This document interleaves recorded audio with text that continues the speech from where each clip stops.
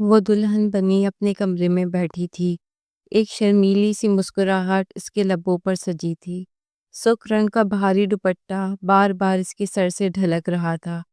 مجھے اس جوڑے سے الجھن ہو رہی ہے، کیا میں کوئی ہلکا سا ڈریس نہیں پہن سکتی؟ اس نے معصومیت سے کہا تو کمرے میں کھڑی اس کی ساری سہیلیاں ہی ہنس دیں۔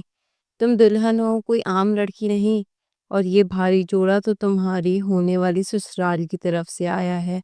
ذرا خود کو آئینے میں دیکھو تو صحیح، اس جوڑے میں تم لگ کتنی حسین رہی ہو۔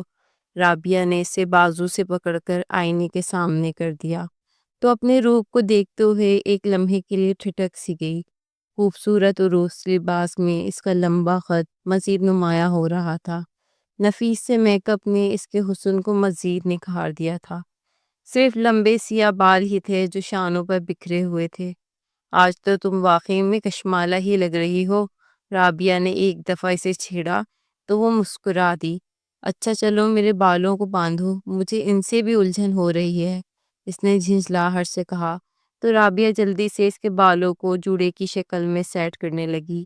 جلدی کرو لڑکیوں، بارات بس آنے والی ہے، سارے گاؤں کے مہمان آ چکے ہیں۔ امی جان نے کمرے میں آ کر اطلاع دی تو وہ سبھی تیزی سے ہاتھ چلانے لگی۔ کشمالہ کا دل زور سے دھڑک اٹھا۔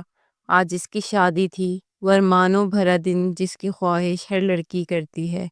اس کے لبوں پر پھیلی مسکراہٹ بتا رہی تھی کہ وہ اس دن کے آنے پر کتنی خوش تھی، اور خوش کیوں نہ ہوتی، چچا کے لڑکے زہیب خان پر گاؤں کی کتنی ہی لڑکیاں مرتی تھیں، لیکن اس نے رشتہ بھیجا تھا تو صرف کشمالہ کے لیے، اور اس کے گھر والوں نے فصل کی کٹائی ہوتے ہی سب سے پہلا کام اس کی شادی کی تاریخ رکھنے کا ہی کیا تھا۔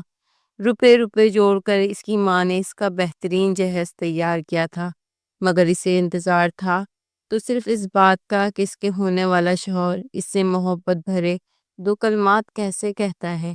جلدی کر لو، تم لوگوں کی تیاریاں ہی ختم ہونے کا وقت نہیں لے رہی، ان 16 سنگاروں سے کوئی فرق نہیں پڑنے والا۔ بارات آ گئی ہے، جب میں بولوں تو اسے لے کر باہر آ جانا۔ ایک کرخت مگر بھاری آواز سنائی دی تو کشمالہ کا دھڑکتا دل جیسے تھم سا گیا۔ لبوں کی مسکراہٹ ختم ہو گئی، وہ ساکت و جامد رہ گئی۔ یہ حامد علی کی آواز تھی، اس کے سوتیلے باپ کی، جس کے وجود سے وہ ہمیشہ ہی اسی طرح خائف رہا کرتی تھی۔ تبھی باہر سے زور زور سے پٹاخے بجنے کی آوازیں آنے لگی۔ بارات پوری دھوم دھام سے آ پہنچی تھی۔ کشمالہ کی ہتھیلیوں میں پسینہ اترنے لگا۔ سب لڑکیاں بارات کو دیکھنے کے شوق میں کمرے سے باہر نکلتی چلی گئی تھی۔ صرف ایک وہی تھی جو کمرے میں تنہا رہ گئی۔ دوپٹہ سر پر جمائے وہ مولوی صاحب کا انتظار کرنے لگی، لیکن اس سے پہلے کہ مولوی کمرے میں آتا اچانک وہ ہو گیا جس کا کشمالہ کو اندازہ تک نہ تھا۔ باہر باراتیوں کی ہنسی اور کہکے کی آواز میں اچانک ہی اونچا اونچا بولنے کی آوازیں آنے لگی تھی۔ یوں لگتا تھا جیسے اچھی بھلی محفل ایک جھگڑے کا روپ دھار چکی تھی۔ مردوں کے جھگڑنے اور عورتوں کے چلانے کی آوازیں، پورے گھر میں جیسے کوہرام سا مچ گیا تھا۔ یا اللہ، خیر یہ سب کیا ہو رہا ہے؟ کشمالہ دل پہ ہاتھ رکھے اٹھی۔ کمرے کی موجود اکلوتی کھڑکی سے اس نے ہلکا سا جھانک کر باہر دیکھا، اور عین اسی لمحے فضا میں ایک زوردار فائر کی آواز گونجی، اور ساتھ ہی عورتوں کی چیختی ہوئی آوازیں۔ یہ تو نے کیا کر دیا زہیب؟ تو نے شاہ صاحب کے لڑکے کو مار ڈالا، اب نہ معلوم وہ لوگ ہمارے ساتھ کیا سلوک کریں گے۔ یہ امی جان کی آواز تھی۔ اندر کھڑی کشمالہ کا دل جیسے دہل کر رہ گیا۔ شاہ صاحب کی حویلی، یہ وہ نام تھا جس کے آتے ہی گاؤں کا ہر فرد دہل جایا کرتا تھا۔ باہر شادی کی محفل اچانک بربادی میں تبدیل ہو گئی تھی۔ لوگ اندھا دھند بھاگ رہے تھے۔ صحن میں جہاں تھوڑی دیر پہلے جمع غفیر تھا، وہاں صحن میں ایک لاش پڑی تھی جس کے آس پاس ایک سرخ رنگ کا تالاب سا جمع ہو رہا تھا۔ کشمالہ نے بے یقین نگاہوں سے اس جانب دیکھا۔ اس لاش کے سرہانے زہیب کھڑا تھا، گلے میں جھولتے پھولوں اور نوٹوں کے ہار کے ساتھ۔ اس کے ہاتھ میں ایک گن بھی تھی جس سے نکلنے والا شعلہ زمین پر پڑے اس وجود کو ختم کر چکا تھا۔ اچانک سے کمرے کا دروازہ کھلا اور امی جان اندر داخل ہوئی۔ ہائے میری بچی کشمالہ، رخصتی ہونے سے پہلے ہی تیری زندگی برباد ہو گئی، یہ سب کیا ہو گیا؟ انہوں نے آتے ہی کشمالو کو اپنے ساتھ لپٹایا۔ اس کا وجود جیسے زلزلوں کی زرد میں تھا۔ رابعہ، سمینہ اور کتنی سہیلیاں پریشان صورت لیے کمروں میں جمع ہو گئی تھی۔ ہائے ہائے، شکل و صورت دیکھو اور نصیب دیکھو، نہ جانے حویلی والے اب اس کے ساتھ کیا سلوک کریں گے۔ اسی لڑکی کی وجہ سے جھگڑا ہوا ہے نا، لگتا ہے سب کچھ کروایا ہی اسی نے ہے۔ یہ کسی عورت کی سرگوشی تھی، میری وجہ سے قتل؟ کشمالہ کے لبوں سے سرسراہٹ نکلی۔ اتار دے یہ چوڑیاں اور اپنے کپڑے تبدیل کر لے، کیونکہ تو برباد ہونے والی ہے، کسی عورت نے کہا۔ کشمالہ کا دل خشک پتے کی طرح لرز اٹھا۔ نہیں امی، یہ سب کیا ہو رہا ہے؟ وہ کچھ پوچھ لی، مگر اس کی ماں کی آنسو بھری آنکھیں تو کچھ اور ہی کہہ رہی تھی۔ اس نے حیرت سے آس پاس نظر آتے سب چہروں کی جانب دیکھا جو اسے کسی آنے والی قیامت کے بارے میں بتا رہے تھے۔ اچانک ہی گھر کے دروازے کے باہر قطار سے گاڑیوں کے رکنے کی آوازیں آنے لگی۔ ٹائر چرچرائے، ہوا میں دھول اڑی تو سہم کر کشمالہ کی ماں نے جلدی سے کمرے کا دروازہ بند کر لیا۔ رابعہ نے جلدی سے آگے بڑھ کر کھڑکی بند کی، اور کھڑکی کے کواڑ بند ہونے سے پہلے کشمالہ نے دیکھ لیا تھا کہ صحن میں پڑی اس لاش کے سرہانے اب زہیب نہیں کھڑا تھا، صحن خالی تھا۔ کشمالہ بے یقین نگاہوں سے اپنے ہاتھوں پہ لگی مہندی میں چھپا زہیب کا نام دیکھا۔ کیا وہ اسے کسی مصیبت میں الجھا کر خود بھاگ چکا تھا؟ دروازہ کھولو، باہر نکالو اسے۔ کون ہے وہ لڑکی جس کی وجہ سے میرے بیٹے کی جان گئی ہے؟ میں تم لوگوں کو زندہ نہیں چھوڑوں گا۔ کمی کمینوں کو عزت دی ہے تو عزت راس نہیں آتی تم لوگوں کو۔ میرے ہی دیے ہوئے قرضے پر اپنی بیٹی کی شادی کر رہے تھے، اور اتنی چھوٹ کیسے مل گئی کہ میرے بیٹے پر بندوق اٹھا سکو؟ یہ چلانے کی غضبناک آوازیں کسی اور کی نہیں بلکہ بڑے شاہ صاحب کی تھی۔ اگلے ہی لمحے بند دروازے پہ ایک زوردار لات پڑی تھی۔ کمرہ نسوانی چیخوں سے گونج اٹھا۔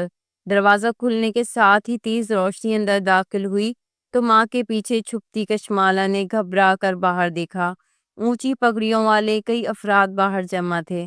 حامد علی لبک کر سامنے آیا تھا۔ معاف کر دے شاہ صاحب، بچہ نادان تھا، ہمیں نہیں پتا تھا اس نے یہ سب کچھ کیوں کیا، بس آپ ہمیں معاف کر دیں۔ حامد علی گڑ گڑا رہا تھا، لیکن اچانک شاہ صاحب کا ایک زوردار تھپڑ اس کے چہرے پر پڑا۔ بند کر بکواس، میں یہاں تیری وضاحتیں سننے نہیں آیا، اپنے بیٹے کے قاتلوں کو ان کے انجام تک پہنچانا آیا ہوں۔ کون ہے وہ لڑکی؟ شعلہ باز نظروں سے شاہ صاحب نے اندر جھانکا تو سامنے ہی اپنی ماں کے پیچھے چھپتی کشمالہ انہیں صاف دکھائی دے گئی تھی۔ یہی ہے نا جس کی وجہ سے یہ سب کچھ ہوا ہے؟ بہت پیار کرتا ہے وہ لڑکا اس سے، اسے بل میں سے باہر نکالنے کے لیے یہی لڑکی میرے کام آئے گی۔ میں جرگہ بٹھا رہا ہوں، مجھے ونی میں یہ لڑکی چاہیے۔ شاہ صاحب کی سرد آواز پہ جیسے سب کو سانپ سونگھ گیا تھا۔ نہیں، خدا کے لیے میری بیٹی پر رحم کرو۔ کشمالہ کے بوڑھے ماں باپ شاہ صاحب کے قدموں میں گر گئے تھے، اور کشمالہ ہٹی پھٹی نگاہوں سے اپنی زندگی کو تبدیل ہوتے دیکھ رہی تھی۔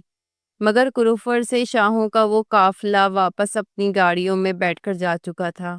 انہیں اپنے آپ پر اتنا ناز تھا کہ انہیں پتا تھا ان کے گاؤں سے کشمالہ بھاگ کر بھی کہیں نہیں جا سکتی۔ وہ اچانک ہی بیڈ پر بیٹھ کر پھوٹ پھوٹ کر رونے لگی۔ کچھ دیر پہلے سب اس کی خوش قسمتی پہ رشک کر رہے تھے، اب اس پر افسوس کر رہے تھے۔ کچھ ہی دیر میں جرگے میں اس کے متعلق فیصلہ ہو رہا تھا۔ بہرام شاہ صاحب کی آنکھیں سرخ تھیں۔ مجھے ہر صورت میں اپنے بیٹے کے قتل کا بدلہ چاہیے۔ میں اس کے قاتل کو اپنے ہاتھوں سے موت کے گھاٹ اتاروں گا، اور اس کے لیے مجھے ونی میں وہ لڑکی چاہیے۔ اس کی آواز پر جرگے میں موجود سبھی نے اپنا سر جھکا لیا تھا۔ وہاں موجود جتنے بھی بڑے سردار تھے، ان میں سے کسی کی اتنی جرأت نہ تھی کہ وہ بہرام شاہ کی بات کا انکار کر سکتے۔ حالانکہ یہ ونی کا اصول نہ تھا، لیکن جہاں بہرام شاہ کھڑا ہو جاتا اصول وہیں سے شروع ہوتے تھے۔ تبھی جرگے کے ہر رکن نے خاموشی سے کشمالوں کو ونی کر دینے پر حامی بھر لی تھی۔ وہ جو اپنے کمرے میں بیٹھی خوش پتے کی طرح لرز رہی تھی اور سوچ رہی تھی کہ شاید بلا ٹل گئی۔ اچانک ہی سیاہ رنگ کی گاڑیاں ایک دفعہ پھر اس کے چھوٹے سے گھر کے باہر رکنے لگی۔ آس پاس موجود گھروں کی چھتوں اور منڈیروں سے جھانکتے چہروں پر خوف و ہراس تھا۔ اس لڑکی کی زندگی تو مردوں سے بھی بدتر ہو جائے گی۔ سرگوشیاں اتنی واضح ضرور تھیں کہ کشمالہ کو صاف سنائی دے سکتی تھی۔ بندوقیں تھامے دو اونچے لمبے گارڈز نے اسے کمرے سے پکڑ کے باہر نکالا تو ایک چیخ اس کے لبوں سے نکل گئی، خدا کے لیے میری بچی کو چھوڑ دو۔ اس نے کچھ نہیں کیا۔ اس کی ماں نے آگے بڑھ کر ایک دفعہ پھر گارڈز کو پکڑنا چاہا، لیکن ان کی طاقت کے آگے وہ کیا کر سکتی تھی۔ حامد علی بھی اب خاموشی سے ایک طرف بیٹھا تھا۔ سوتیلا باپ ہونے کے باوجود اس نے جتنی کوشش کرنی تھی کر لی۔ اب اس کی بلا سے کشمالہ کے ساتھ جو کچھ بھی ہوتا، کشمالہ کا وجود جیسے نمک کا مجسمہ بن گیا تھا۔ بے جان ہوتے قدموں کے ساتھ وہ ان کے ساتھ گھسیٹتی چلی جا رہی تھی۔ گارڈز نے سیاہ شیشوں والی گاڑی کے اندر لے جا کر اسے پھینکا۔ چادر کے آخری کونا اس کے ہاتھ میں تھا۔ خوف کے شدید احساس کے زیر اثر اس نے چادر کو تھامنا چاہا، لیکن گارڈز نے اس کے ہاتھ سے چادر کھینچ کر واپس زمین پر پھینک دی تھی۔ اس کی نگاہوں میں تمسخر تھا۔ جہاں جا رہی ہو بی بی، وہاں چادروں کی ضرورت نہیں پڑے گی۔ کشمالہ نے خوف زدہ نگاہوں سے اس گارڈ کو دیکھا۔ اس کی سانسیں وہیں تھم گئی۔ انہوں نے بیٹھ کر گاڑی سٹارٹ کر دی۔ خوف اتنا شدید تھا کہ کشمالہ چیخ بھی نہ سکی، بس خاموشی سے اپنی قسمت کا فیصلہ ہوتے دیکھتی چلی گئی۔ سیاہ شیشوں کے باہر اسے کچھ دکھائی تو نہیں دے رہا تھا، بس یہ پتا تھا کہ اب وہ کسی انتہائی بدترین جگہ پر لے جائی جائے گی۔ کچھ دیر بعد گاڑی رکی۔ عورتوں کے رونے اور چلانے کی آوازیں کشمالہ کے کانوں میں پڑی تو وہ چونک اٹھی۔ گاڑی رک گئی تھی۔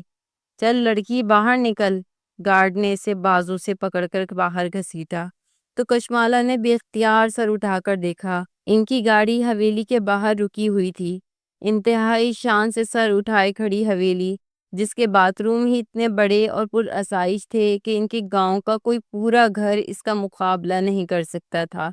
اسے بازو سے گھسیٹتے ہوئے گارڈز اندر لے جا رہا تھا۔ راہداریوں میں سے گزرتے ہی اچانک کشمالہ کا خون جیسے جم سا گیا۔ حویلی کے دالان میں عورتوں کا ایک جمع غفیر جمع تھا۔ وہ چیخو پکار کر رہی تھی، بین کر رہی تھی، اور درمیان میں ایک چارپائی رکھی تھی۔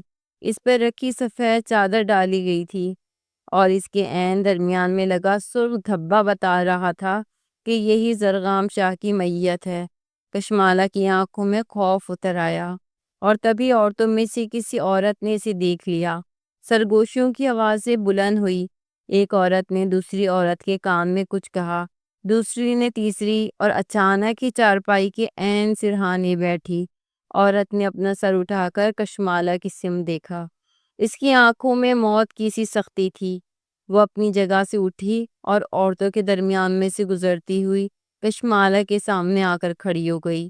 اونچے لمبے خط کی عورت تھی، قیمتی جوڑا، آنکھوں کا پھیلتا ہوا کاجل۔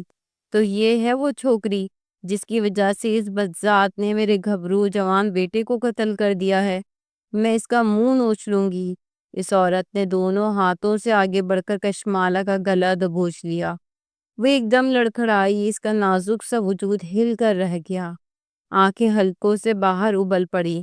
وہ دونوں ہاتھوں سے خود کو چھڑانے کی کوشش کرنے لگی، مگر وہ عورت تو جنونی انداز میں اس کا گلا دبائے جا رہی تھی۔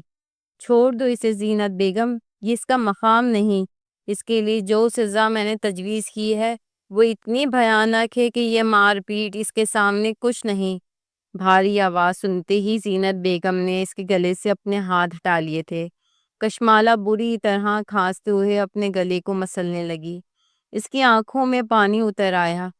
کیسی سزا؟ کیا کرنا ہے اس لڑکی کا؟ سرد آواز میں زینت بیگم نے پوچھا تو پیچھے کھڑے سرخ آنکھیں لیے بہرام شاہ کے لبوں پر مسکراہٹ بکھر گئی۔ اسے ابراج کے کمرے میں بھیج دو، وہ شہر سے آتا ہی ہوگا۔ ایک جھرجھری سی کشمالہ کے وجود میں دوڑ گئی۔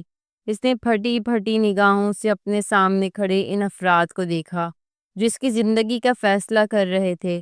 ابراج، اور اب میں سمجھی، ٹھیک ہے، چھوٹے بھائی کی موت کا بدلہ بڑے بھائی نہیں لے گا تو اور کون لے گا؟ شاید تم جانتی نہیں، ابراج شاہ موت کا دوسرا نام ہے۔ وہ تیرے روئے روئے سے زرغام کی موت کا بدلہ لے گا۔ تو روئے گی، چلائے گی، لیکن وہ تجھے تب تک نہیں چھوڑے گا جب تک تو اس لڑکے کا پتہ نہیں بتا دیتی جس نے زرغام کو مارا ہے۔ لے جاؤ اسے ابراج کے کمرے میں۔ زینت بیگم نے اس کے بال نوچتے ہوئے ایک دفعہ پھر اسے دھکا دیا تھا اور آخر میں ایک زوردار دھکا دیتے ہوئے اپنی ملازموں کے آگے تقریباً پھینک ڈالا تھا۔ کشمالہ لرز کر رہ گئی۔ اب تو وہ معافیاں مانگ کر بھی تھک چکی تھی۔ ایک ایسی گناہ کی سزا جو اس نے کیا ہی نہیں تھا، اب اسے بھگتنی تھی۔ ملازمین اسے پکڑ کر مختلف راہداریوں سے گھماتے اندر لے جا رہے تھے۔ نہیں، میں نہیں جاؤں گی، کسی کمرے میں چھوڑ دو مجھے۔ کون ہے یہ ابراج؟ وہ چلا رہی تھی، رو رہی تھی، لیکن وہاں کوئی اس کی صدا سننے والا نہیں تھا۔ چل اندر، زیادہ شور مت کر۔ ابراج شاہ کے کمرے کے سامنے پہنچ کر ہی ملازمہ نے اسے بازو سے پکڑا اور اندر دھکیل کر دروازہ دوبارہ سے بند کر لیا تھا۔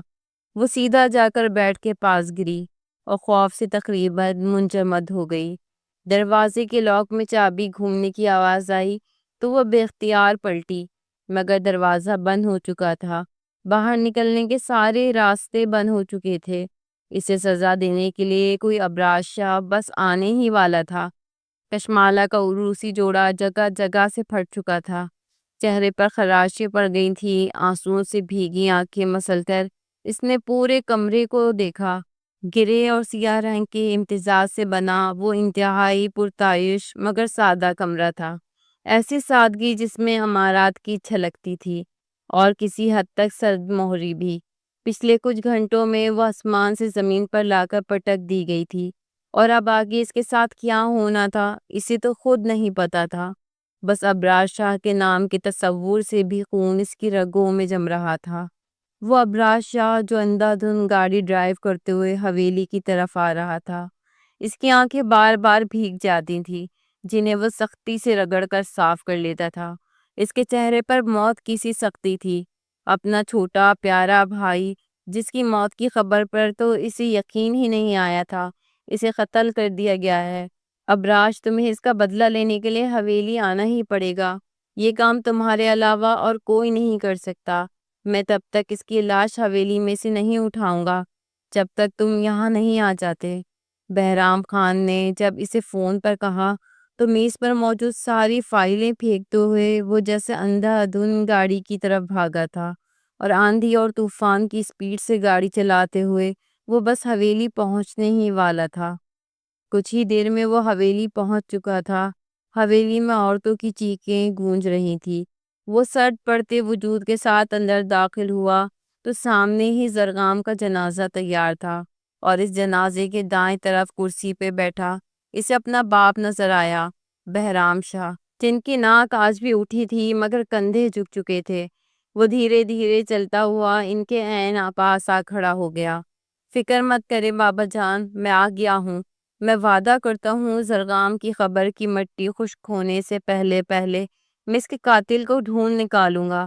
وہ چٹانگ بھر کا لڑکا جو سب کی آنکھوں میں دھول جھونک کر غائب ہو چکا ہے، میں اسے پاتال سے بھی کھینچ لوں گا اور ایسی موت ماروں گا کہ اس کے ساتھ نسلیں بھی کانپ جائیں گی۔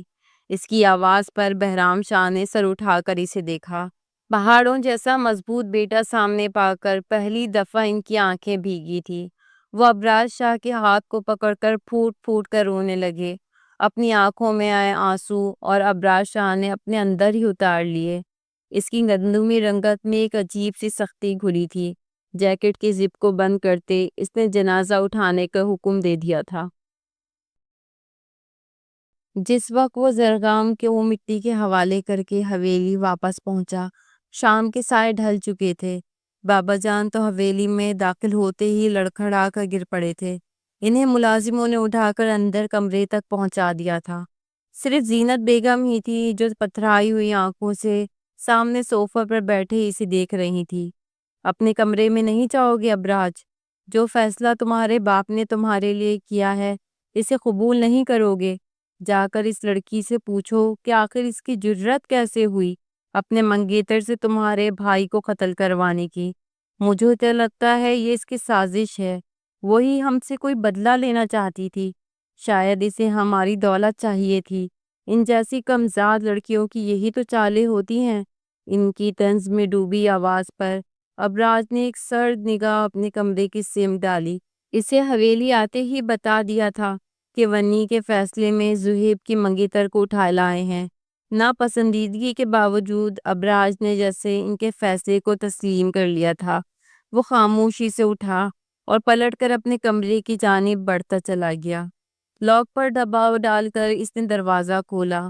اندر کمرے میں نیم تاریکی تھی۔ ابراج کی آنکھوں کو جیسے سکون سا ملا۔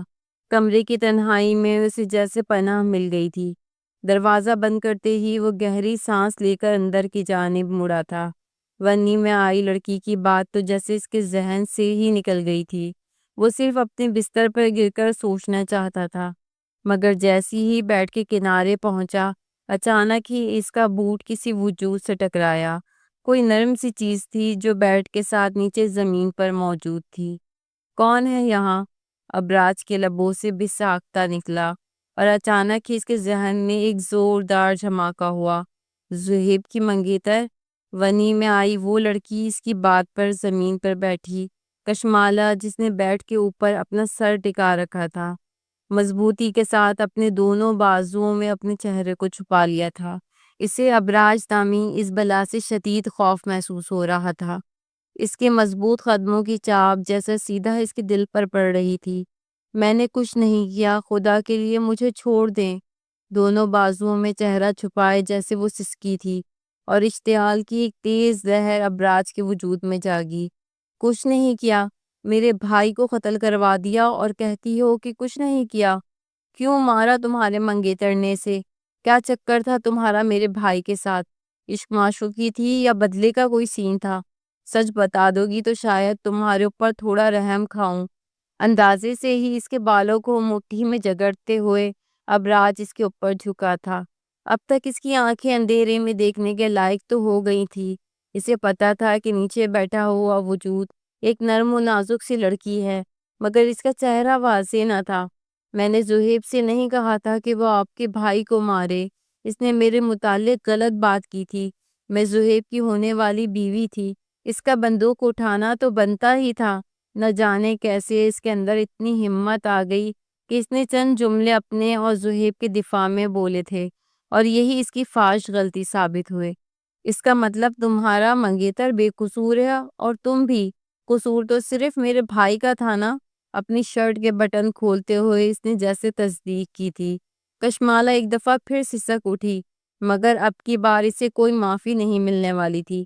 خدا کے لیے مجھے چھوڑ دیں، وہ ایک دفعہ پھر التجائیہ انداز میں بولی، مگر ابراج نے اسے بازوؤں سے پکڑ کر اپنے بیڈ پہ پٹک دیا تھا۔ ہلکی سی چیخ کشمالہ کے لبوں سے نکلی، مگر بھائی کی لاش بار بار ابراج شاہ کی آنکھوں کے سامنے آ رہی تھی۔ اسے سامنے کسی لڑکی کا بے قصور وجود نظر نہیں آ رہا تھا، بلکہ اسے یوں لگ رہا تھا جیسے وہ بدلہ زہیب سے لے رہا ہے۔ ہر زیادتی، ہر شدت پر جب بھی کشمالہ کے لبوں سے سسکی نکلتی، وہ زور سے اس کے لبوں پر اپنی ہتھیلی رکھ کر جیسے اس کا گلا گھونٹنے کی کوشش کرتا۔ نہ جانے کتنی دیر گزر گئی۔ اپنی چیخوں کو دباتے دباتے کشمالہ تھک کر چور ہو چکی تھی۔ تکلیف سے اس کے وجود کا ریشہ ریشہ کانپ رہا تھا۔ ابراج شاہ نے اپنی ہتھیلی کا دباؤ اس کے لبوں سے ہٹایا تو ایک سسکی کشمالہ کے لبوں سے نکلی۔ گہری سانس لیتے ہوئے ابراج شاہ اس سے دور ہٹ گیا تھا، اور چند لمحوں بعد جب اسے ادراک ہوا کہ نفرت اور اشتعال میں وہ کیا کر چکا ہے، تو اس نے دونوں ہاتھوں میں اپنا سر تھام لیا۔ چاہے جو کچھ بھی تھا، یہ اس کی فطرت نہ تھی۔ اوہ میرے خدا! وہ ایک جھٹکے سے بیڈ سے نیچے اتر آیا۔ کشمالہ کی سسکیاں کمرے میں گونج رہی تھی۔ ابراج کو یوں لگا جیسے ان سسکیوں میں اس کے بھائی کی کراہیں بھی شامل ہو گئی ہوں۔ بےتابی سے دائیں بائیں ٹہلتے اب اپنے ہاتھ کا مکہ بنا کر اپنے دوسرے ہاتھ پر مار رہا تھا۔ یہ میں نے کیا کر دیا؟ اس نے ایک نگاہ پلٹ کر بیڈ پر ڈالی، جہاں موجود لڑکی کا چہرہ اب تک واضح نہ تھا۔ نہ جانے وہ کون تھی جسے اس نے چند لمحے پہلے ہی اپنی مردانگی اور نفرت کے ظلم میں رون ڈالا تھا۔ میرے کمرے سے باہر نکل جاؤ، تم ونی میں آئی ہوئی لڑکی ہو۔ میں نہیں چاہتا کہ تم میرے کمرے میں رہو اور میں تمہارے ساتھ مزید ظلم کروں۔ جاؤ یہاں سے، ابراج نے کہا، مگر وہ یوں ہی سسکتی رہی۔ ابراج پوری طرح سے جھنجلا اٹھا۔ گناہ کا احساس اس کے وجود کو اپنے لپیٹے میں لے رہا تھا۔ وہ یکدم آگے بڑھا اور اس نے بازو سے پکڑ کر کشمالہ کو بیڈ سے نیچے گھسیٹا۔ وہ تو زخموں سے چور چور تھی۔ کمرے کا دروازہ کھولتے ہی ابراج نے اسے باہر دھکیل کر دروازہ زوردار آواز سے بند کر لیا تھا۔ پچھتاوے کا شدید احساس اسے جکڑ رہا تھا۔ جو کچھ وہ کر چکا تھا اب اسے پلٹانا ناممکن تھا۔ دونوں ہاتھوں میں اپنا سر گرائے وہیں بیڈ کے کنارے پہ ٹک کر بیٹھ گیا۔ بند دروازے کے باہر کھڑی کشمالہ کا وجود ہچکولوں کے زرد میں تھا۔ ننگے پیر قدم اٹھاتی وہ سیدھ میں چلتی چلی گئی۔ ابراج شاہ کا کمرہ دوسری منزل پر تھا۔ سامنے ریلنگ تھی، وہ ساکت نظروں سے ریلنگ سے نیچے جھانکنے لگی۔ حویلی کی اکا دکا روشنیاں جل رہی تھی۔ برستی آنکھوں کو رگڑ کر کشمالہ نے سر اٹھا کر دیکھا۔ ریلنگ کے اختتام پر اسے بڑا سا ٹیرس نظر آ رہا تھا۔ بے اختیار ہی اس کے قدم اس سمت کو بڑھ گئے۔ اسے لگا جیسے وہ چند لمحے اور حویلی کی چھت کے تلے رہے گی تو اس کا دم گھٹ جائے گا۔ زخم زخم وجود کو گھسیٹتے وہ کھلے آسمان کے نیچے آئی۔ آسمان سیاہ بادلوں سے ڈھکا ہوا تھا۔ اوپر کی جانب چہرہ کرتے اس کی نگاہوں میں شکوہ اتر آیا۔ اچانک ایک بوند ٹپک کر اس کی ناک پر گری اور اس کے بعد تابڑ توڑ بارش برسنے لگی۔ کھلے آسمان تلے بھیگتی کشمالہ نے بے اختیار اپنے دونوں بازو اپنے گرد لپیٹ لیے۔ سردی کی شدت سے اس کا وجود کپ کپانے لگا تھا۔ وہ وہیں گھٹنوں کے بل بیٹھ کر سسکیوں کے ساتھ رونے لگی۔ چند گھنٹے پہلے جو کچھ اس کے ساتھ ہوا تھا اسے فراموش کرنا آسان نہ تھا۔ روتے روتے نہ جانے وہ وہیں ایک جانب لڑک گئی۔ وہ ہوش و خرچ سے بیگانی ہو چکی تھی۔ آسمان سے بارش بے نیازی سے برستی چلی جا رہی تھی۔ اس کے آس پاس جلتل ہو رہی تھی۔ اندر کمرے میں بیٹھا ابراج شاہ بے خبر یوں ہی دونوں ہاتھوں میں اپنا سر گرائے بیٹھا رہا۔ خطرہ خطرہ رات بھیگتی رہی، یہاں تک کہ پوری رات گزر گئی۔ 5 بجے مؤذن کی آواز گونجی تو ابراج بے اختیار چونکا۔ کمرے میں ہلکی ہلکی روشنی پھیل رہی تھی۔ بے اختیار ہی ابراج کی نگاہ پلٹ کر بیڈ کے اوپر پڑی، جہاں کی سلور زدہ چادر اسے کل رات کی اپنے گناہ کی یاد دلا رہی تھی۔ وہ بے اختیار گھبرا کر اٹھ بیٹھا۔ کہاں گئی؟ وہ دروازہ کھول کر اس نے بے تابی سے باہر جھانکا۔ نیچے حویلی میں ملازموں کی چہل پہل شروع ہو چکی تھی۔ ریلنگ سے نیچے جھانکتے اسے کہیں وہ دکھائی نہیں دی۔ دائیں بائیں دیکھتے ہوئے اچانک اس کی نگاہ دور ٹیرس پر پڑی، جہاں زمین پر اسے کسی کے سفید پیر نظر آ رہے تھے۔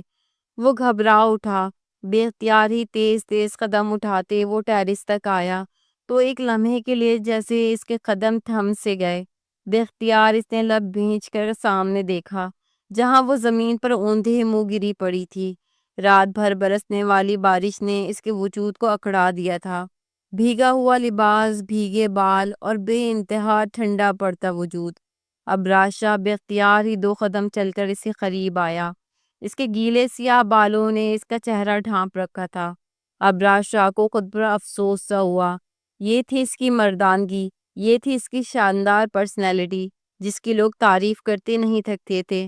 وہ ایک جانا مانا بزنس ٹائکون تھا، اور اس سے بھی زیادہ وہ اپنی شخصیت کی مضبوطی کی وجہ سے جانا جاتا تھا۔ کپ کپاتے ہاتھوں سے اس نے زمین پہ پڑی کشمالہ کا کندھا تھاما۔ ایک سرد لہر اس کے وجود میں دوڑ گئی۔ وہ بے حس و حرکت پڑی تھی۔ ابراج شاہ نے ہلکا سا اسے کھینچتے ہوئے اپنی جانب اس کا رخ کیا، اور اس کے چہرے پہ نظر پڑتے ہی جیسے اس کی رگوں میں خون جم سا گیا۔ وہ جھٹکا کھا کر اٹھ کھڑا ہوا۔ یہ تو وہی، اس کے لبوں سے سرسراتے ہوئے الفاظ نکلے۔ وہ بے یقین نگاہوں سے سامنے بے حس و حرکت پڑی کشمالہ کو دیکھ رہا تھا، جس کے وجود پر جا بجا اس کی سختیوں کے نشانات تھے۔ اس کے ہونٹ نیلے پڑ رہے تھے، اور ابراج شاہ وہ تو خود کسی بے جان مجسمے کی طرح زمین پر ڈھیر ہونے لگا تھا۔ کشمالہ کے چہرے پہ نگاہ پڑتے ہی اس کا ذہن ماضی میں جا پہنچا تھا، جہاں آج سے ٹھیک 2 برس پہلے اس نے اس حسین صورت کو پہلی دفعہ دیکھا تھا۔ ویسی ہی برسی بارش کا دن تھا جیسے کہ آج۔ اسے گاؤں سے شہر منتقل ہوئے کئی برس گزر چکے تھے۔ 32 سال کی عمر میں ہی اس نے شہر میں لگائی جانے والی اپنی کمپنی کو ملک کی مایہ ناز کمپنیوں میں سے ایک بنا دیا تھا۔ وہ چند روز سے گاؤں میں سب سے ملنے آیا ہوا تھا۔ آج اسے گاؤں سے واپس شہر جانا تھا۔ اپنی گاڑی میں وہ گاؤں سے شہر کی طرف آنے والے راستے پر محض سفر تھا جب اچانک وہ چونکا۔ گاؤں کی طرف مڑتی سڑک کے کنارے سیاہ رنگ کی چادر خود پر لپیٹے وہ کھڑی تھی، چہرے پر پریشانی سجائے، ٹوٹے پھوٹے پرانے سے بس اسٹینڈ کے شیڈ تلے۔ وہ خود کو چھپانے کی کوشش کر رہی تھی۔ ابراز شاہ نے بے اختیار آسمان کی جانب دیکھا، جہاں سے برستی بارش کسی طور رکنے کا نام نہیں لے رہی تھی۔ شاید یہ گاؤں کی کوئی لڑکی ہے، لیکن یہ یہاں کیا کر رہی ہے؟ ابراز شاہ نے سوچا۔ صبح صبح کا وقت تھا، آس پاس اور کوئی دکھائی نہیں دے رہا تھا۔ نہ چاہتے ہوئے بھی ابراز شاہ نے گاڑی شیڈ کے پاس روک دی۔ گاڑی رکتے ہی وہ جو اپنے خیال میں گم تھی، اچانک چونک اٹھی۔ خوف اس کے چہرے پہ پھیل گیا۔ بے اختیاری اس نے ہاتھ میں پکڑی فائلوں کو سینے سے لگا لیا تھا۔ کیا بات ہے مس، آپ یہاں کیوں کھڑی ہیں؟ یہ بارش تو بہت تیز برسنے والی ہے۔ آپ کہاں رہتی ہیں اور آپ کو کہاں جانا ہے؟ ابراز شاہ نے کہا۔ باہر کھڑی لڑکی بمشکل 16 برس کی تھی۔ چہرے پہ بکھرا ہوا بھولاپن اور جوانی ایک عجیب سا امتزاج پیش کر رہے تھے۔ بڑی بڑی آنکھوں میں واضح پریشانی تھی۔ دراصل آج میرا ایگزام ہے، فائنل ایگزام، اور آج بارش ہو گئی ہے۔ اگر آج میرا پیپر رہ گیا تو دوبارہ کوئی بھی جانے نہیں دے گا، اور وین والا تو آ ہی نہیں رہا۔ اس گاؤں سے صرف میں ہی شہر پڑھنے جاتی ہوں، اور میرے ساتھ اور کوئی ہوتی تو میں پیدل ہی اگلے اسٹاپ تک چلی جاتی، لیکن اب میں اس بارش کے رکنے کا انتظار کر رہی ہوں، وہ روحانی سی آواز میں بولی۔ تو ابراز شاہ کے لبوں پر ایک مسکراہٹ بکھر گئی۔ اللہ جی پلیز بارش کو روک دیں، میرا فائنل پیپر ہے۔ ابو نے تو دوبارہ مجھے کبھی شہر آنے ہی نہیں دینا، پلیز میرے پیپر ہو جانے دیں، وہ آسمان کی طرف منہ کیے التجائی انداز میں کہہ رہی تھی۔ ابراز نے بے ساختہ اسے آفر کی۔ آپ میرے ساتھ گاڑی میں بیٹھ جائیں، میں آپ کو شہر چھوڑ دوں گا۔ وہ یوں اچھلی جیسے اسے کسی نے کرنٹ لگا دیا ہو۔ آپ چپ کر کے آگے چلے جائیں، میں نے اللہ سے مدد مانگی ہے، وہ کوئی نہ کوئی راستہ بھیج ہی دیں گے۔ اس کی بات پر ابراز شاہ کے لبوں پر بڑی جاندار مسکراہٹ آئی۔ اگر آپ یہاں کھڑی کسی فرشتے کی منتظر ہیں کہ وہ آسمان سے اترے اور آپ کو اپنے ہاتھوں پر بٹھا کر شہر لے جائے، تو یہ تو ہوگا نہیں۔ اللہ تعالیٰ نے مجھے ہی آپ کی مدد کے لیے بھیجا ہے۔ آپ گاڑی میں بیٹھ جائیں، میں آپ کو شہر چھوڑ دیتا ہوں۔ ابراز شاہ کی بات پر وہ چند لمحے کے لیے سوچ میں پڑ گئی۔ بارش تھی کہ مزید تیز ہوئی جا رہی تھی۔ ایسے میں گاؤں سے شہر جانے والے راستے پر کیچڑ ہی کیچڑ بن گئی تھی۔ ایسے میں صرف ابراز شاہ کی بڑی سی گاڑی ہی تھی جو وہاں سے بے خوف و خطر گزر سکتی تھی۔ نہ چاہتے ہوئے بھی اس نے ابراز شاہ کی آفر کو قبول کر لیا۔ کھلے دروازے سے اندر بیٹھتے ہوئے ایک لمحے کے لیے جھجک سی گئی۔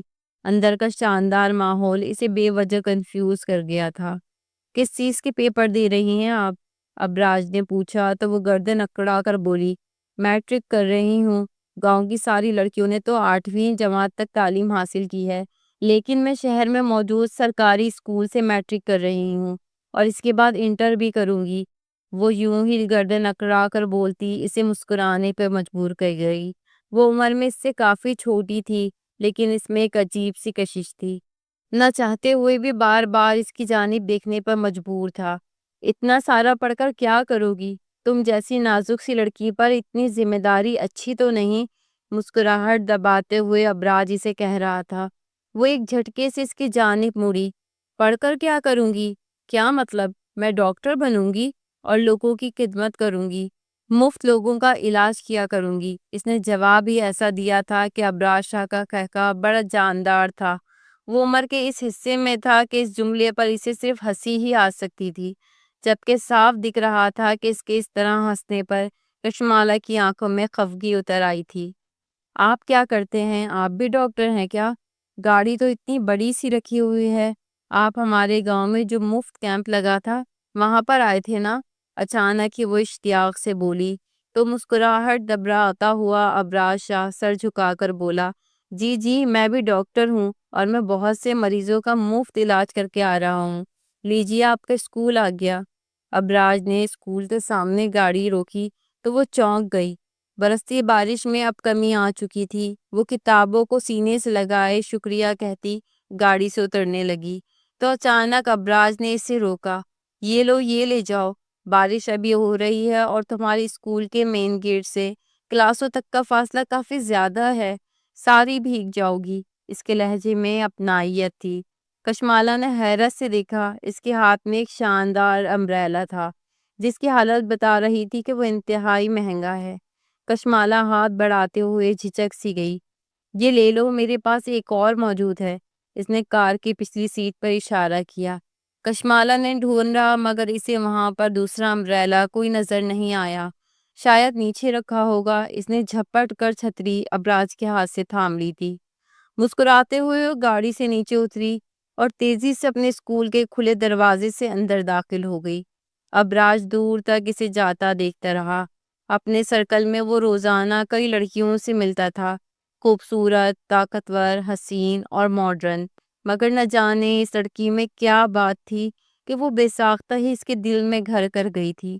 اس کے بعد نادانستہ طور پر ہی اس نے اس مہینے کئی چکر گاؤں کے لگائے تھے، مگر کوشش کے باوجود وہ دوبارہ کبھی اس لڑکی کو دیکھ نہ سکا۔ میں تو اس کا نام تک پوچھنا بھول گیا، اس نے پریشانی سے سوچا، مگر اس کا چہرہ تھا کہ جس سے ابراج کی یادداشت میں چپک کر رہ گیا تھا۔ گھر والی شادی کے لیے اصرار کرتے کرتے اب تھک چکے تھے، لیکن وہ تھا کہ مان کر ہی نہیں دے رہا تھا۔ اور اب جب بھی گاؤں کے جانے پر اماں جان شادی کا ذکر کرتی تو چھم سے اس کے ذہن میں اسی کا چہرہ اتر آتا۔ اس نے اپنے طور پر گاؤں میں سب سے پتہ کروا لیا تھا کہ آخر وہ لڑکی کون تھی جو شہر میں پڑھنے جاتی تھی، لیکن کسی کو بھی اس لڑکی کے متعلق کوئی خبر نہیں تھی۔ رفتہ رفتہ جیسے وہ اس کی یادوں سے محو ہونے لگی، لیکن وہ جو پہلے شادی کے نام سے کترایا کرتا تھا اب تو باقاعدہ چڑھنے لگا۔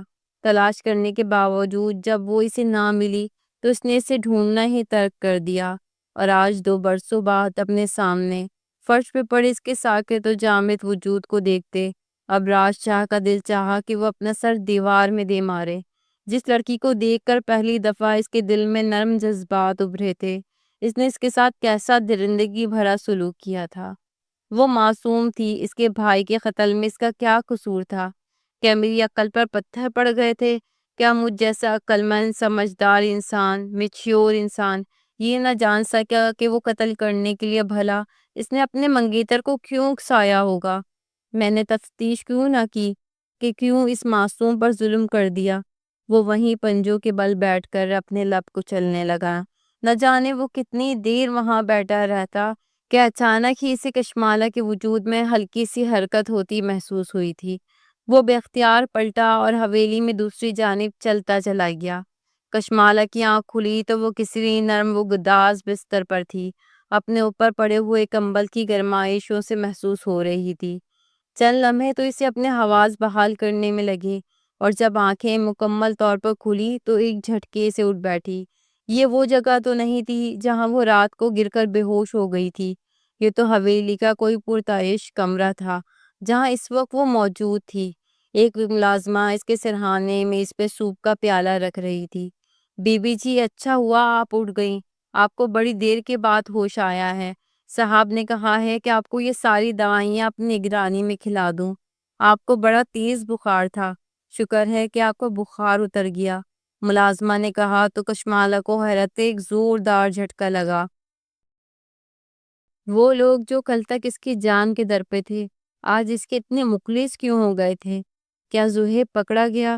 کشمالہ کے وجود میں پھریری سی دوڑ گئی۔ ملازمہ نے سوپ کا پیالہ اس کے سامنے رکھ دیا تھا۔ بھاپ اڑاتے سوپ سے نگاہیں چراتے ہوئے کشمالہ نے کمرے کا جائزہ لیا۔ کیا وہ یہاں سے بھاگ سکتی تھی؟ دروازہ بند ضرور تھا، مگر اسے پتا تھا کہ باہر کوئی نہ کوئی پہرے دار ضرور موجود ہوگا۔ نہ جانے اب ان لوگوں کا کیا پلان تھا۔ گزری ہوئی رات اسے یاد آئی تو ایک سسکی سی اس کے لبوں سے نکلی۔ مجھے یہاں کون لایا؟ اس نے ملازمہ سے سوال کیا، اور عین اسی لمحے دروازہ کھول کے کوئی اندر داخل ہوا۔ اس کمزاد کی اتنی جرت کیسے ہوئی کہ یہ میری حویلی کی بستر پر بیٹھ سکے؟ کون لایا ہے اسے اس کمرے میں؟ اس کی اوقات تو جانوروں کے باڑے میں ہے، یہ یہاں کیسے بیٹھ سکتی ہے؟ وہ زینت بیگم تھیں۔ انہیں دیکھتے ہی کشمالہ کا خون جیسے جم کر رہ گیا۔ انہیں ابراج شاہ صاحب لے کر آئے تھے، انہوں نے ہی مجھے تاکید کی ہے کہ میں ان کا پورا خیال رکھوں، اور انہوں نے کہا ہے کہ خود آپ سے اس بارے میں بات کر لیں گے کہ یہ یہاں پر کیوں ہے۔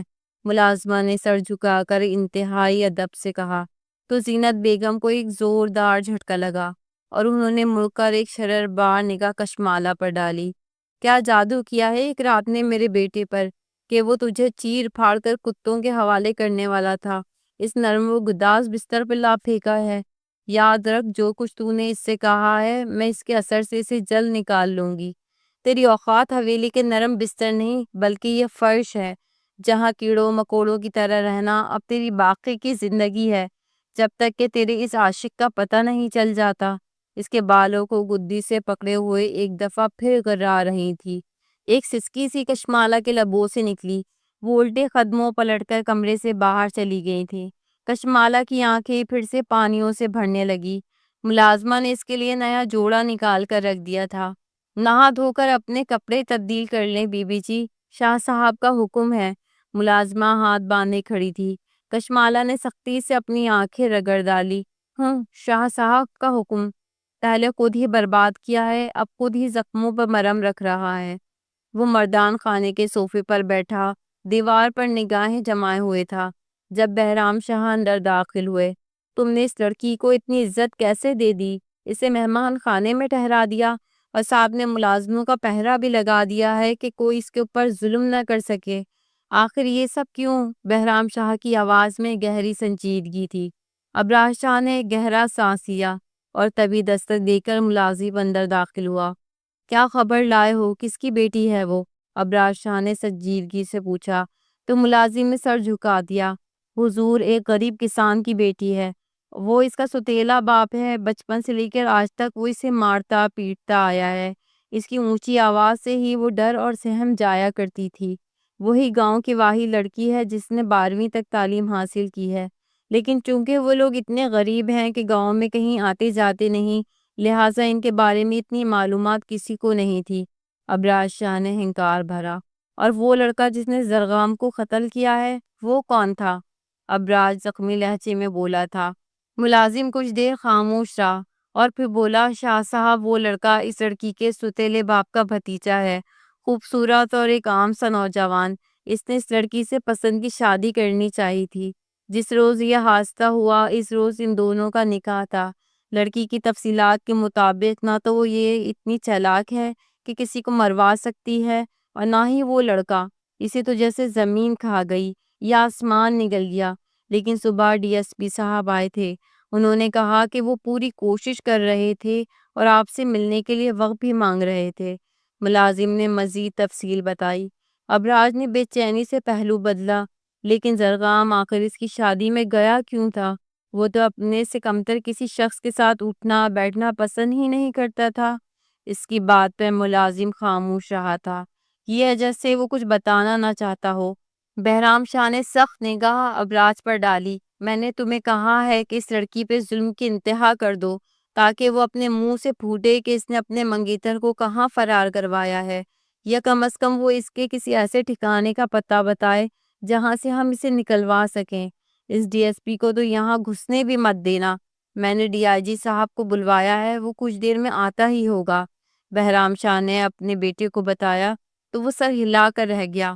ملازم جا چکا تھا۔ کچھ ہی دیر کے بعد ڈی آئی جی صاحب کے آنے کی اطلاع ملی تو بہرام شاہ ابراج شاہ کو لے کر مردان خانے سے باہر نکل آیا۔ سامنے ہی ڈی آئی جی سر جھکائے زینت بیگم سے پیار لے رہا تھا۔ وہ ان کی فیملی کا ہی حصہ معلوم ہو رہا تھا۔ کوئی کام کی خبر بھی لائے ہو یا صرف اپنی وردی کا گھمنڈ ہی تمہیں لے ڈوبے گا؟ یہ پھول میری وجہ سے تمہارے کاندھے پہ سجے ہوئے ہیں، میں چاہوں تو ابھی اتروا کر پھینک سکتا ہوں۔ مجھے وہ لڑکا ہر صورت میں چاہیے، ورنہ میں اسی لڑکی کو قتل کر دوں گا، بہرام شاہ نے نفرت بھری لہجے میں کہا تو ڈی آئی جی نے اپنا سر جھکا لیا۔ معاف کر دیجئے شاہ صاحب، لیکن میرے پاس کچھ ایسی چیزیں ہیں جو میں آپ کو دکھانے کے لیے یہاں پر آیا ہوں۔ میرے خیال میں آپ کو یہ سب دیکھنا اور جاننا ضروری ہے۔ اس کے لہجے میں عجیب سا کچھ تھا۔ ابراج نے چونک کر اس کی جانب دیکھا۔ کیا بات کر رہے ہیں آپ؟ کیا چیزیں ہیں آپ کے پاس؟ ذرا دکھائیے تو، اس نے کہا تو ڈی آئی جی صاحب نے ہاتھ میں پکڑا لیپ ٹاپ سامنے میز پہ رکھا اور کھول کر چند بٹن دبائے۔ یہ دیکھیں، جس گھر میں یہ حادثہ ہوا ہے اس کے آس پاس کے وہ تمام گھرانے جو اس شادی میں شریک تھے، نوجوان لڑکے اور لڑکیاں جنہوں نے ہاتھوں میں موبائل پکڑے ہوئے تھے، اب بارات کے آنے کی ویڈیوز اور تصاویر بنا رہے تھے۔ ان سب سے ڈیٹا حاصل کیا ہے۔ اس لیپ ٹاپ میں کئی ویڈیوز ہیں۔ ہر ویڈیوز میں آپ لوگ دیکھ رہے ہیں کہ غریب لوگوں کی خوشی عروج پر ہے۔ بارات میں آنے والے دلہے نے گلے میں نوٹوں کا ہار ڈال رکھا ہے، اور اس کے ساتھ ساتھ یہ ڈھول بجانے والا بھی آگے آ رہا ہے۔ یہاں تک کہ لڑکی کا کوئی اتا پتہ نہیں ہے۔ یہ صرف مردوں کی محفل ہے۔ پولیس والے نے اسکرین کی جانب اشارہ کیا تو بہرام شاہ نے برا سا منہ بنایا۔ یہ سب فالتو باتیں کیوں بتا رہے ہو؟ کام کی بات بتاؤ۔ جبکہ ابراز سنجیدگی سے ویڈیو پہ نظر جمائے بیٹھا تھا، اچانک ہی وہ چونک اٹھا۔ عام سے نظر آنے والے ان تمام لوگوں میں اچانک ہی جیسے ایک شور سا بلند ہوا تھا۔ سب لوگ دائیں بائیں ہو کر کسی کو راستہ دینے لگے تھے۔ یہ کسی لڑکے کے موبائل سے بنائی گئی ویڈیو تھی جو دلہا کے سامنے کھڑا تھا۔ دلہا نے بھی گھبرا کر پلٹ کر دیکھا، اور پیچھے جو چہرہ نظر آیا اسے دیکھ کر ابراج چونک اٹھا۔ وہ کوئی اور نہیں بلکہ اس کا چھوٹا بھائی زرغام تھا، جو اپنے بالوں کو ایک ادا سے جھٹکتے ہوئے جھومتا ہوا آگے بڑھ رہا تھا۔ صاف دکھ رہا تھا کہ وہ نشے میں تھا۔ واہ بھائی واہ، تجھ جیسے لنگوروں کے ہاتھ انگور لگ جائیں تو پھر ہم جیسے لوگ کہاں جائیں؟ چل کوئی بات نہیں، شادی ہی کرنی ہے نا، کر لے۔ میں تجھے شادی سے نہیں منع کروں گا، لیکن میں نے سنا ہے کہ تیری ہونے والی بیوی تو بڑی زبردست قسم کی چیز ہے، پکا ہوا پھل ہے پورا، رسیلا اور مزیدار۔ ریکارڈنگ کی آواز واضح نہ تھی۔ زرغام کو دیکھتے ہی ڈھول والا کب کا خاموش ہو چکا تھا، مگر ہلکی ہلکے شور کے دوران بھی یہ الفاظ ابراج نے صاف طور پہ سن لیے۔ اس کے کانوں کی روئیں سلگ اٹھی۔ اسے اندازہ نہ تھا کہ اس کے بھائی کے طور طریقے ایسے تھے۔ دلہا بنا زہیب بھی جیسے تلملا اٹھا تھا۔ اس نے زرغام کے کندھے پہ ہاتھ رکھا۔ شاہ صاحب آپ یہاں سے چلے جائیں، یہ محفل آپ کے شایانہ شان نہیں۔ اس طرح کی باتیں میری ہونے والی بیوی کے متعلق نہ کریں۔ اس کی بات پہ زرغام نے ایک زوردار کہکا لگایا۔ کہتا رہا ہوں کہ تجھے شادی سے نہیں منع کر رہا، تو ڈر مت، نکاح کر لے، مگر ہاں پھل کھانے سے پہلے اسے چکھنے کے لیے مجھے دے دینا، ورنہ تیرا وہ حشر کروں گا کہ کوئی تجھے ڈھونڈ نہیں پائے گا۔ ریکارڈ شدہ ویڈیو سے آواز ابھری اور ابراج شاہ کے ماتھے کی رگیں تن سی گئی تھی۔ سہیب بھی آپے سے باہر ہو اٹھا تھا۔ اس نے زوردار جھانپڑ زرغام کو دے مارا۔ غیرت مند مرد یہی کرتا۔ زرغام تو جیسے بھنا ہی اٹھا۔ اچانک اس نے جیب سے پستول نکال کر اسے زہیب پر تان لیا۔ دو کوڑی کی کمی مجھ پر ہاتھ اٹھاتا ہے، ابھی بتاتا ہوں تیری اوقات کیا ہے۔ اس نے گن زہیب پر تان رکھی تھی۔ ارد گرد چیخو پکار مچی تھی، لوگ بھاگ رہے تھے۔ ویڈیو بنانے والا لڑکا بھی شاید گھبرا کر دور ہو کر کھڑا ہو گیا تھا۔ اب دھندلی سی تصویر نظر آ رہی تھی۔ زہیب ہکا بکا کھڑا تھا، اور اچانک ہی وہ اپنی جان بچانے کے لیے زرغام پر پل پڑا اور اس کے گن والے ہاتھ کو تھام کر موڑنا چاہ رہا تھا۔ چیخو پکار مچی تھی، لوگ دور دور ہو رہے تھے، اور اسی ہاتھا پائی کے دوران گولی چلنے کی آواز آئی۔ ہر طرف جیسے سناٹا چھا گیا۔ ویڈیو ختم ہو چکی تھی، اب اسکرین ساکت تھی، مگر ویڈیو رکنے سے پہلے ابراج نے واضح طور پر دیکھ لیا تھا کہ سہیب نے اپنے بچاؤ کے دوران گن کا رخ موڑنا چاہا، مگر نشے میں دھل زرغام کے زور لگانے پہ گن کا رخ اسی کے سینے کی جانب ہو گیا تھا۔ ٹریگر پر انگلی زرغام کی تھی، سہیب کی نہیں۔ وہ خود اپنی موت مرا تھا۔ اس کی موت میں سہیب اور کشمالہ کا کوئی قصور نہ تھا۔ پچھتاوے کے شدید احساس تلے دب کر ابراج کرسی پر بیٹھتا چلا گیا۔ بہرام بھی خاموش رہ گئے۔ شاہ صاحب، یہ واضح ثبوت ہے کہ اس موت میں اس لڑکی نے جان بوجھ کر کچھ نہیں کیا، اور اس لڑکی کا تو کوئی قصور ہی نہیں۔ ونی کی رسم کو ویسے بھی کہیں پر تسلیم نہیں کیا جاتا۔ ہم لوگ آپ کی طاقت کے آگے بے بس ہو جاتے ہیں، اسی لیے کچھ نہیں کر سکتے، لیکن یہ لڑکی بے قصور ہے۔ اسے جتنی جلدی ہو سکے آزاد کرتے ہیں، یا پھر اس حویلی میں کسی کی نگاہ میں دے دیں۔ میں زہیب کو ڈھونڈ چکا ہوں، مگر افسوس کہ وہ زندہ نہیں ہے۔ زرغام کے دوستوں نے اسے گاؤں سے باہر بھاگتے ہوئے پکڑ لیا تھا، اور انہوں نے نشے میں دھت اسے گولیاں مار مار کر چھلنی کر دیا۔ اس بیچارے کی لاش کتنی ہی دیر تک تو ویرانوں میں پڑی سڑتی رہی تھی، اور اب سرد خانے میں پڑی ہے۔ اس کا قصور صرف اتنا تھا کہ وہ اپنی ہونے والی بیوی کے متعلق غلط بات نہیں سن سکا تھا۔ ڈی آئی جی صاف لہجے میں کہہ رہا تھا۔ بہرام شاہ نے تعصب سے سر جھکا لیا۔ سب کچھ ان کے سامنے آ چکا تھا۔ ابراج جو اب تک ساکت بیٹھا تھا ایک جھٹکے سے اٹھ کھڑا ہوا۔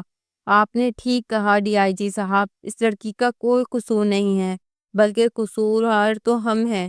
زہیب کا ناحق خون اب ہمارے ہاتھوں پر ہے۔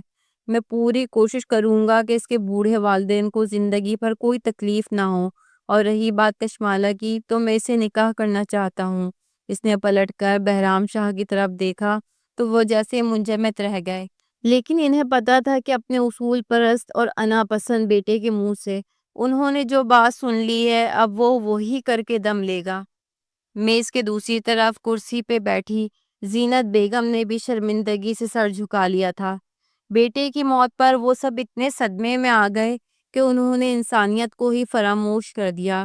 ایک مظلوم اور بے قصور لڑکی پر انہوں نے ظلم کے وہ پہاڑ توڑے جس کی وہ لائق ہرگز نہ تھی۔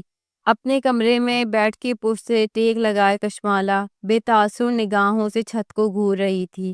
بی بی جی لباس تبدیل کر لیں، ابراج صاحب نے یہ آپ کے لیے بھیجا ہے۔ کچھ ہی دیر میں مولوی صاحب اندر آ رہے ہیں۔ آپ کا اور شاہ صاحب کا نکاح ہے۔ ملازمہ نے سرخ کامدار جوڑا اس کے سامنے رکھا تو کشمالہ کی آنکھیں حیرت سے پھیل گئیں۔ اس کا دل چاہا ہر چیز کو تہس نہس کر دے کہ ان لوگوں نے اسے کوئی گڑیا سمجھ رکھا تھا، لیکن وہ اندرونی طور پر ہار مان چکی تھی۔ پتہ نہیں یہ ابراج شاہ کون تھا، اس درندے کے تو نام سے ہی اسے وحشت ہو رہی تھی۔ روتی چلاتی تو کہاں جاتی۔ خاموشی سے جوڑا تبدیل کر کے وہ کمرے میں آ گئی۔ ملازمہ نے اسے انتہائی مہارت سے دلہن کا روپ دے دیا تھا۔ اپنی قسمت پہ آنسو بہاتی وہ وہیں کرسی پہ ٹک کر بیٹھ گئی تھی۔ جب دروازہ کھلا، بولو بیٹی، کیا تمہارا نکاح ابراج شاہ کے ساتھ باوث حق مہر 2 کروڑ روپے سکہ رائج الوقت قبول ہے؟ کشمالہ کو لگا اس کی سماعتیں خراب ہو گئی یا اسے سننے میں غلطی ہو گئی ہے، لیکن یہ حقیقت تھی، وہ واقعی اس کے ساتھ نکاح کر رہا تھا۔ کشمالہ کی آنکھیں آنسوؤں سے بھیگنے لگی اور تبھی اسے اپنے سر پہ کسی کا ہاتھ محسوس ہوا۔ قبول ہے، بول دو بیٹی، سب کچھ ٹھیک ہو گیا ہے۔ شاہ صاحب کو اپنی غلطی کا احساس ہو گیا ہے، اور جو ظلم ان لوگوں نے تمہارے ساتھ کیا ہے اب وہ اس کا ازالہ کرنا چاہتے ہیں۔ کشمالہ نے ایک جھٹکے سے سر اٹھایا۔ وہ امی جان کی آواز تھی، ان کی آنکھوں میں خوشی کے آنسو تھے۔ حامد علی بھی سامنے ہی سنجیدگی سے کھڑا تھا۔ کشمالہ کو لگا وہ خواب دیکھ رہی ہے۔ مولوی دوبارہ سے ایجاب و قبول کے الفاظ دہرا رہا تھا۔ کپ کپاتے لبوں سے کشمالہ نے قبول ہے کہہ دیا۔ اسے یقین نہیں آ رہا تھا کہ کیا زندگی ایک دفعہ پھر تبدیل ہو چکی تھی۔ ملازمہ نے اپنی نگرانی میں اسے ابراج کے کمرے میں بٹھا دیا تھا۔ چند گھنٹوں میں ہی اس نے خوبصورتی سے اپنے کمرے کو آراستہ کر لیا تھا۔ زینت بیگم کمرے میں آ کر اس کے ہاتھوں میں سونے کے کڑے پہنا گئی تھی۔ یہ میری ساس نے مجھے دیے تھے اور اب یہ تمہارے ہیں۔ جو غلطیاں ہم نے کی ہیں اس کے لیے ہم سب معافی چاہتے ہیں، مگر میں خوش ہوں کہ آخرکار ابراج کی زندگی میں بھی کوئی لڑکی آ ہی گئی، انہوں نے کہا اور پھر کمرے سے نکلتی چلی گئی۔ وہ بیڈ پر ساکت بیٹھی اپنی بدلتی قسمت کو دیکھ رہی تھی۔ جب یہ دروازہ کھلا اور کوئی اندر داخل ہوا، دھیرے دھیرے چلتا ہوا اس کے سامنے آ کر بیٹھ گیا تھا۔ کشمالہ نے نگاہ اٹھائی اور جیسے ٹھہر سی گئی۔ سیاہ رنگ کی گاڑی، ڈاکٹر اسکول کا فائنل پیپر اور برستی بارش، سب کچھ جیسے اس کی نگاہوں میں گھوم سا گیا۔ آپ؟ اس کے لبوں سے نکلا۔ ابراج نے لب بھینچ لیے۔ مجھے معاف کر دو کشمالہ، شاید تم یقین نہ کرو، مگر اس برستی بارش میں جو تمہیں پہلی دفعہ دیکھا تھا، اس کے بعد میں سالوں تک تمہیں تلاش کرتا رہا۔ تم وہ واحد لڑکی تھی جس نے میرے ذہن پر کوئی چھاپ چھوڑ دی، لیکن شاید اس وقت تم میری قسمت میں نہ تھی۔ میں نے بھی خدا کا لکھا تسلیم کر کے ناکامی کے بعد تمہیں ڈھونڈنا چھوڑ دیا۔ میں ایسا ہرگز نہیں ہوں جیسا کل رات تم نے مجھے پایا۔ کل رات میں نے جو ظلم و ستم تمہارے ساتھ کی ہے اس کے لیے میں معافی مانگتا ہوں۔ جوان بھائی کی موت نے مجھے اندر سے بری طرح توڑ دیا تھا۔ وہ مجھے بچوں کی طرح عزیز تھا، لیکن اب جب کہ ساری حقیقت میرے سامنے آ چکی ہے تو میں تم سے معافی مانگتا ہوں اور وعدہ کرتا ہوں کہ آئندہ میری طرف سے تم پر کوئی آنچ نہیں آئے گی۔ تم ابراج شاہ کی بیوی ہو اور اس حویلی میں تمہیں وہی رتبہ ملے گا جس کی حقدار تم ہو۔ ابراج شاہ نے آہستگی سے اس کا ہاتھ تھام کر کہا تھا، اور وہ تحیر سے اسے دیکھتی رہ گئی۔ کل رات بے شک اس کی زندگی کے خوفناک ترین رات تھی، لیکن آنے والے لمحات میں اس نے اس کی قسمت بدل دی تھی۔ شاید وقت نے اسے خوشیاں دکھانے سے پہلے ایک طویل اور غمزدہ رات دکھانا ضروری سمجھا تھا۔ اس کے ہاتھوں میں انگوٹھی پہناتے ہوئے ابراج شاہ نے ایک دفعہ پھر اس سے معافی مانگی تو کشمالہ مسکرا دی۔ اگر اس کے رب نے ان لوگوں کو معاف کر دیا تھا تو وہ کون ہوتی تھی کہ ان لوگوں سے ناراض رہتی؟ کھلے دل سے ابراج کو اپنا شوہر تسلیم کرتے ہوئے اس نے اپنے ہاتھ میں سجی ہیرے کی انگوٹھی کو دیکھا تھا۔